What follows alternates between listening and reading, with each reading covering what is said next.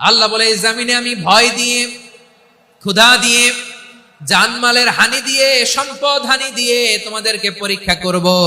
এই পরীক্ষায় সফল হবে তারা ধৈর্য ধারণ করেছে যারা। ইন্নাল্লাহা মা'আস সাবিরিন, ধৈর্য ধারণকারীদের সাথে আল্লাহ আছে। ধৈর্য ধরতে হবে, ধৈর্য ধরতে হবে। ধৈর্য এমন গাছ যে গাছের চারিদিকে কাটা, ফলটা বড় মিষ্টি। বিশ্বনবী বলেন আজাবান লি আমরিল মুমিন আন্না আমরাহু কুল্লাহু লাহু খাইর ওয়া লাইসা যালিকা ইল্লা লিল মুমিন ফাইন আসাবাতহু সাররাউ শাকারা ফাকানা খাইরাল্লাহ ওয়া ইন আসাবাতহু দাররাউ সাবারা ফাকানা খাইরাল্লাহ। বিশ্বনবী বলেন এই যে ঈমানদারদের ব্যাপারটাই আলাদা, ব্যাপারটাই আলাদা।